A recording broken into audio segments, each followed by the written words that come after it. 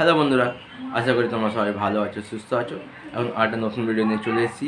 এই ভিডিওতে Indian cinema সংক্রান্ত বেশ কিছু বড় বড় আপডেট দেবো।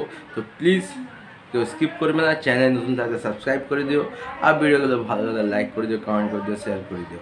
দেখো, প্রথম আপডেট হচ্ছে একটা বিগ বড় আপডেট। এই আপডেটটা হচ্ছে রামায়ণ নিয়ে। আমরা সবাই জানি রামায়ণ আসতে চলেছে, রামায়ণ দুটো পার্টে আসবে।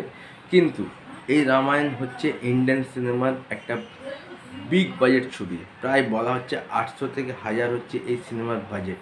কিন্তু এই সিনেমার অ্যানাউন্সমেন্ট টিজার বলতে পারো বা অ্যানাউন্সমেন্ট পোস্টার বলতে পারো, সেটা আসতে চলেছে। 2 মিনিট 32 সেকেন্ডের একটা ভিডিও হতে চলেছে। সেখানে হয়তো আমরা প্রতিটা ক্যারেক্টারের ফার্স্ট লুক দেখতে পারি বা প্রতিটা ক্যারেক্টারের কিছু গ্লিমস দেখতে পারি।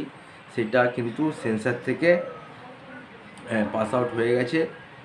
সেই জন্যই এই টিজারটা কবে আসবে, হয়তো এই মাসের সেকেন্ড উইকে হয়তো রামায়ণের টিজার বলতে পারো, অ্যানাউন্সমেন্ট ভিডিও বলতে পারো বা অ্যানাউন্সমেন্ট মোশন পোস্টার বলতে পারো, সেটা আসবে।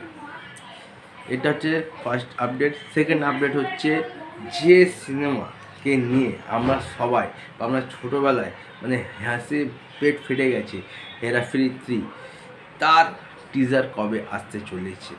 দেখো, সুনীল শেট্টি পোস্ট করে জানিয়েছে হেরাফেরি 3 টিজার শ্যুট আউট হয়ে গেছে। সেটা খুব তাড়াতাড়ি হয়তো আমাদের সামনে আসতে চলেছে। হেরাফেরি 3 2026 সালে এন্ডের দিকে আমরা বড় পর্দায় দেখতে পাবো। আর হেরাফেরি 3 বা হেরাফেরি এমন একটা ফ্র্যাঞ্চাইজি ভাই, যেদিনই আসবে সেদিন ভাই সমস্ত কিছু রেকর্ড ব্রেক করবে। আশা করা যাচ্ছে মে মাসের এন্ডে হয়তো হেরাফেরি 3 টিজার আসতে পারে। থার্ড আপডেট হচ্ছে সিতারে জামিন পার নিয়ে। দেখো, আমির খানের লাল সিং চাড্ডা যে লাস্ট মুভি ছিল, সেটা কিন্তু বক্স অফিসে মুখ থুবড়ে পড়েছিল। তারপর আমির খান কিছুদিন হলেও ব্রেক নিয়েছিল। তারপর এই সিতারে জামিন পার মুভি আসছে। এই মুভিটা জুন মাসের 20 তারিখে রিলিজ হবে। তারই একটা মোশন পোস্টার গতকালকে ড্রপ আউট করা হয়েছে। মোশন পোস্টার বলতে পারো বা ফার্স্ট লুক বলতে পারো। একটা সিম্পল একটা পোস্টার যেখানে আমির খানকে আমরা দেখতে পাচ্ছি, আর তার নিচে কিছু আমরা স্পেশাল চাইল্ডদেরকে দেখতে পাচ্ছি। দেখো, তারে জামিন পার যে সিনেমাটা ছিল, সেটা কিন্তু ভারতীয় সিনেমাতে একটা ইউনিক ছবি বলতে পারো।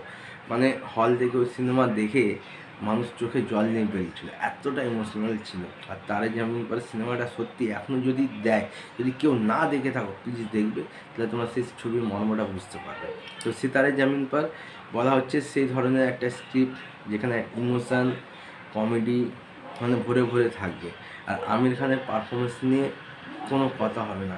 দেখো, সিতারে জামিন পার এই মুভিটা যদি মানুষ পছন্দ করে না, তো আমির খানের কামব্যাক হয়ে যাবে। বলা হচ্ছে স্প্যানিশ সিনেমার চ্যাম্পিয়নের হয়তো এটা রিমেক। দেখো, সেই সিনেমাটা তো আমি দেখিনি। আশা করব সিতারে জামিন পার বক্স অফিসে ধামাকা মাচিয়ে দেবে। এই সিনেমার কোনো টিজার আসবে না, ডাইরেক্ট ট্রেলার আসবে, তারপর সিনেমাটা বড় পর্দায় চলে আসবে। আমাদের তো ভিডিও এইটুকুই। দেখো, 4টা নতুন ভিডিও।